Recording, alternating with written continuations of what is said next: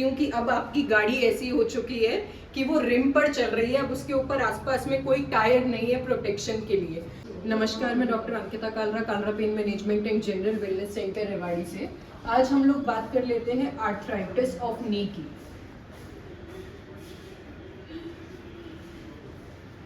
तो इस प्रॉब्लम में कैरेक्टरिस्टिक फीचर्स मतलब पेशेंट को सिम्टम्स क्या क्या आते हैं। सबसे पहले तो बहुत बेसिक कि उनको वहाँ पे पेन देखने को, मतलब घुटने के आसपास और घुटने में उनको दर्द देखने को मिलेगा।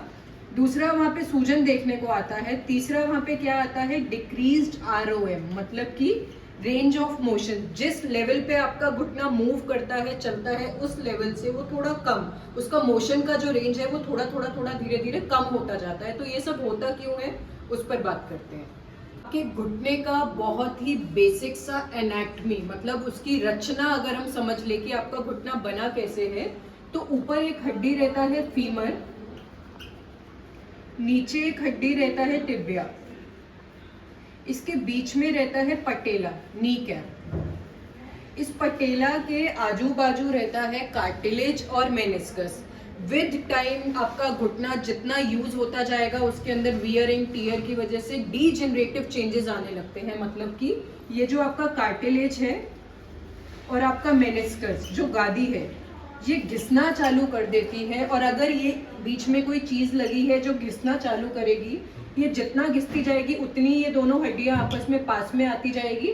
तो अगर मानिए मैं बोलूं कि ये मेनिस्कस आपका पूरा कार्टिलेज जो है ये पूरा घिस गया, तो क्या होगा बेसिकली कि आपकी ये दोनों हड्डियां जो है, इसके बीच में सपोर्ट, जो शॉक एब्जॉर्ब करने के लिए कोई चीज लगी थी, वो खत्म हो गई है।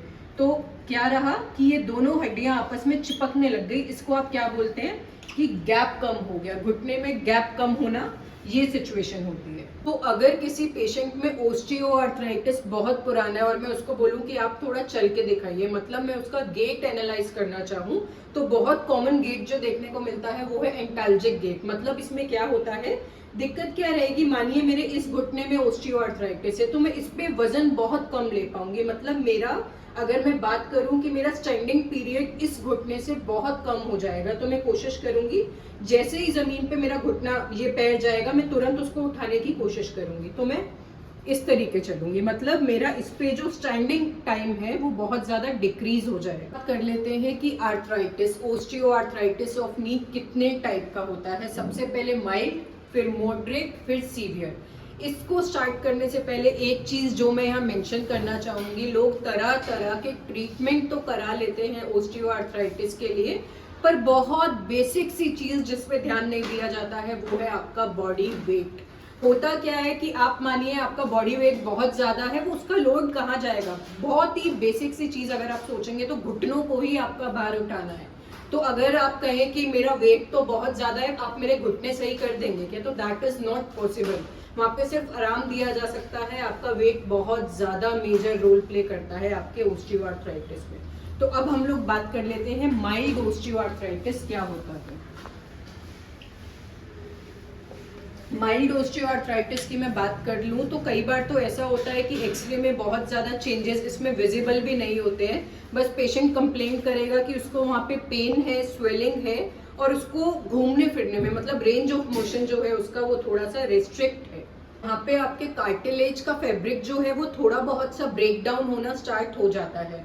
अगर आपने यहाँ पे कंट्रोल कर लिया, बहुत ही इजी तरीकों से कंट्रोल किया जा सकता है, non steroidal anti inflammatory drugs, साथ में कुछ थेरेपीज और एक्सरसाइज, और बात कर ले तो वेट लॉस। अगर आपने इतना भी कर लिया तो ये स्टेज यहीं तक रुक जाती है। नहीं किया तो आपका जो वियर एंड टीयर होना स्टार्ट हुआ है, कार्टिलेज जो फटना स्टार्ट हुआ है, कार्टिलेज का डीजेनरेशन जो शुरू हुआ है, वो और प्रोग्रेस कर जाता है और आपकी स्टेज आ जाती है मॉडरेट स्टेज। इसमें क्या रहेगा कि आपके ये दो हड्डियों के बीच में जो कार्टिलेज लगा है ये और ज्यादा घिसना चालू हो जाएगा, ये और घिसेगा, मतलब इसमें क्रैक्स आएंगे। और इसके पीछे जो है आपको क्या देखने मिलेंगे, ओस्टियोफाइट्स या फिर बोनी स्पर्स, मतलब कि हड्डी के छोटे छोटे से टुकड़े आपको देखने को मिलते हैं। ये आपकी कंडीशन हो जाती है मॉडरेट। इसमें भी अगर मैं बात करूं तो आप बहुत हद तक इसको कंट्रोल कर सकते हैं, मतलब कि इसको भी आप थोड़ी बहुत सी दवाइयों से, साथ में एक्सरसाइजेस से, और वेट लॉस बहुत प्रूवन मेथड है अगर आप ऑस्टियोआर्थराइटिस को सही करना चाहते हैं तो जब हम माइल्ड से मॉडरेट की तरफ आ रहे हैं तो आपका पेन भी बढ़ेगा, आपका स्वेलिंग भी बढ़ेगा, आपका कार्टिलेज और ज्यादा गिर जाएगा, मतलब कंडीशन और ज्यादा वर्स हो रही है। अब तीसरी कंडीशन पे चलते हैं जो कि है सीवियर ऑस्टियोआर्थराइटिस।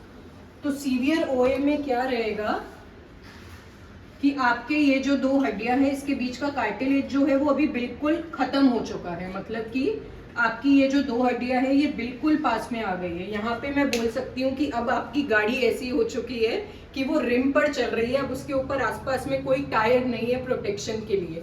तो यहाँ पे अब आपकी ये दो हड्डियां आपस में घिसेंगी तो वो डेफिनेटली पेन भी करेंगी, घिसेंगी तो वहाँ पे ओस्टियोफाइट्स जो बोन के टुकड़े हैं, बोनी स्पर्स, वो भी ज्यादा बनने लगेंगे। तो ये कंडीशन बहुत ही ज्यादा पेनफुल होता है और यहाँ पे आके मैं मानती हूँ कि आपको जरूरत आ जाती है टोटल नी रिप्लेसमेंट की। अब मैं कहूँ कि यहाँ पे थेरेपीज हो गया या फिर आपके स्टेरॉइड्स के इंजेक्शन हो गए या फिर पीआरपी हो गया, ये कुछ आराम देते हैं क्या? तो ये सिर्फ चंद लम्हों की खुशी है, 5-6 महीने आप खुश हो जाएंगे, आप इस कार्टिलेज को वापस नहीं ला सकते हैं। मतलब अगर मैं बात करूं तो ये ऐसा हो गया कि आपके घर की छत में कुछ सीलन है और वहां पे पानी टपक रहा है और आप वहां पे बार बार कुछ लगा के उसको रोकना चाह रहे हैं, वो लॉन्ग टर्म पे इफेक्टिव नहीं रहेगा, तो आपको जाना पड़ेगा सर्जरी की तरफ। Thank you.